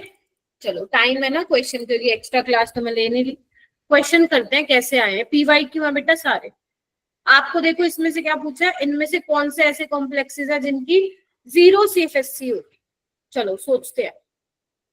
पहले में क्या है? Mn+3 में है। वोटर मैंने क्या कहा था? जनरली वीक फील्ड लिगेंड होता है, तो Mn3+ में D4 होगा, तो D4 में कैसे भरोगे तुम? 1 2 3 4 0 तो नहीं आएगी। Fe+3 मतलब D5 वीक फील्ड लिगेंड है, और वीक फील्ड लिगेंड में क्या आ रही थी? CFSC। अरे बोलो ना, 3 T2G में जाएंगे, 2 E2 में जाएंगे, 0 नहीं आ रही थी? Yes ma'am. Yes ma'am. तो यहाँ पे आप पॉइंट भी लिख सकते हो क्या, कि D5 हाई स्पिन होगा और D10 इनमें CFSC क्या होगी बेटा? 0 होगी। 0 तो यहाँ पे वीक फील्ड लिगेंड था, यहाँ पे देखो D7 होगा, कुछ ना कुछ तो आएगी, 0 तो नहीं आएगी। यहाँ पे देखो कोबाल्ट+3 है, सारे के सारे T2G में पेयरिंग हो जाएगी, ये देखो।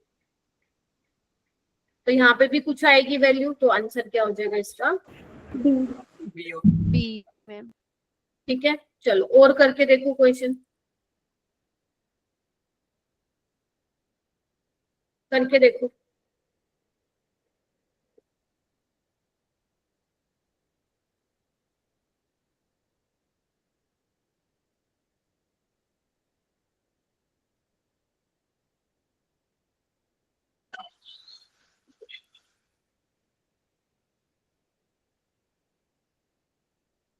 CFT का बेटा एक और लेक्चर लगेगा, है ना, उसमें कंप्लीट हो जाएगा।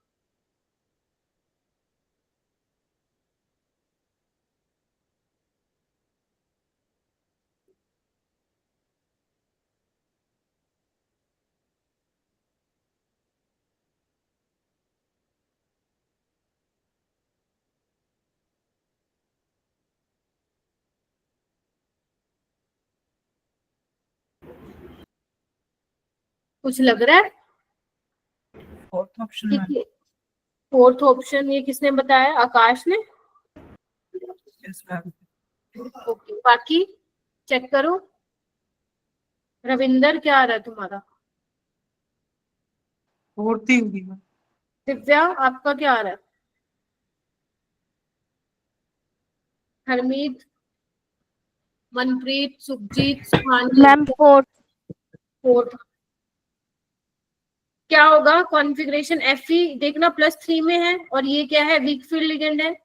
तो D5 में अगर वीक फील्ड लिगेंड है तो हाई स्पिन यानी कि CFSC क्या आएगी?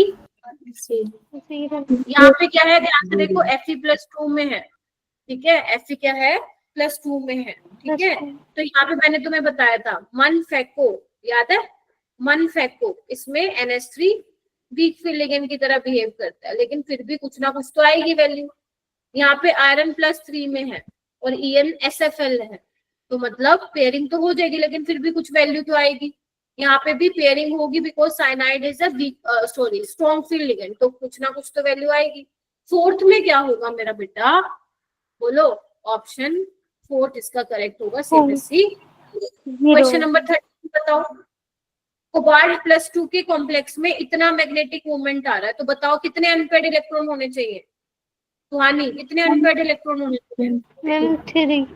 3 चाहिए। अब 3 कहाँ पे है? ढूंढ के आओ जरा। ऑप्शन की ऑप्शन ए इसमें नहीं है क्या? 3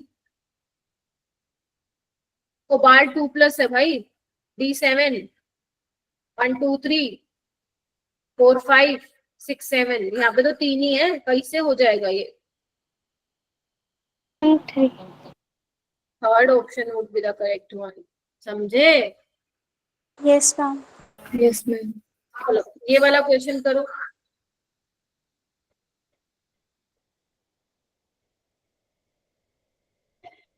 सबसे ज्यादा CFSC की वैल्यू किस में ज्यादा आएगी, ये चेक करना। माइनस साइन को मत देखना, मैग्नीट्यूड के अकॉर्डिंग देखना, क्योंकि माइनस तो सिर्फ ये दिखा रहा है कि कितना डिक्रीमेंट हुआ एनर्जी में, ठीक है। करो इसको सॉल्व।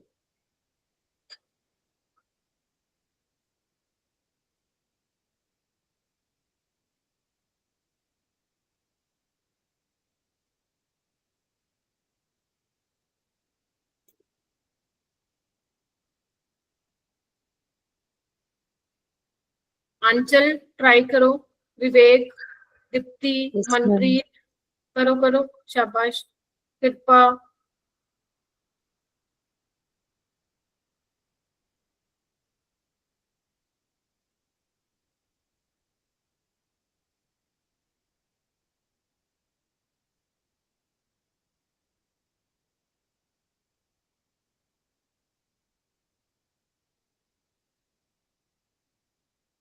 हो गया आकाश?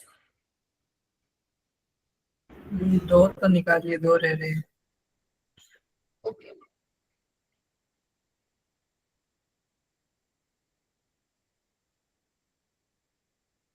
हरमीत आप बताओगी इसका आंसर क्या होगा? पहले का क्या निकाला तुमने? CFSC बताओ मेरे को। इस हम हो कॉम्प्लेक्स गए। का क्या निकाला? हरमीत जी बताओ मेरे को, क्या निकाला तुमने इसका? एक मिनट मैम।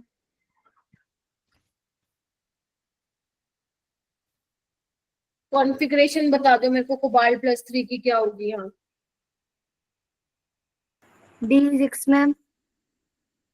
पेयरिंग हो जाएगी?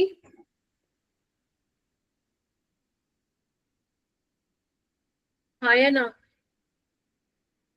ये बताओ भाई, कैसा लिगेंड है कोबाल्ट +3 के साथ? SFL strong.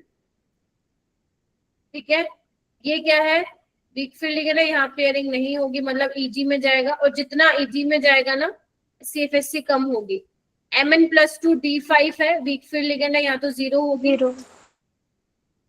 और D10 में तो वैसे ही 0 होती है, तो इनको तो आपको देखना भी नहीं है, तो यानी कि सबसे ज्यादा इसमें आ जाएगी, क्योंकि जितने ज्यादा T2G में इलेक्ट्रॉन होंगे उतनी एनर्जी कम होगी, मतलब उतना ज्यादा स्टेबल कॉम्प्लेक्स होगा। हाईएस्ट CFSC में आप मैग्नीट्यूड को मत देखना, तो ऑप्शन क्या आने वाला है यहाँ पे, ऑप्शन नंबर तो किस किस का आ गया था ये, सच्ची बताना ऑनेस्टी से, किस किस का आ गया था ये, रेज योर हैंड, और झूठा हाथ मत खड़ा करना, नहीं तो अभी पूछ लूंगी कैसे किया। रविंदर का आ गया था, इसका आकाश का आ गया था, और अमनदीप का। सौम्य आपका नहीं आया था क्या? No, ma'am. क्यों, क्या गलती होगी थी?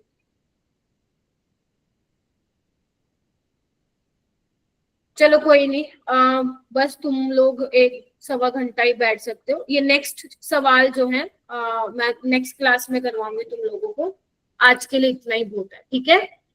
Okay, ma'am. ठीक है, अब मैं तुम्हें क्या करूंगी, क्वेश्चंस दूंगी, आज से तुम्हें प्रीवियस ईयर क्वेश्चन देना मैं स्टार्ट कर दूंगी। प्रतीक थोड़ा क्लास में ध्यान नहीं होता तुम्हारा, क्लास में ध्यान दो, ठीक है? Okay ma'am.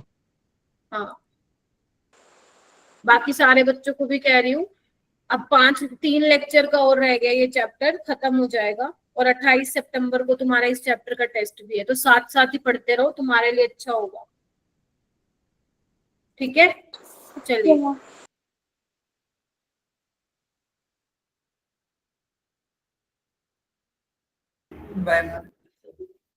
बाय बच्चों।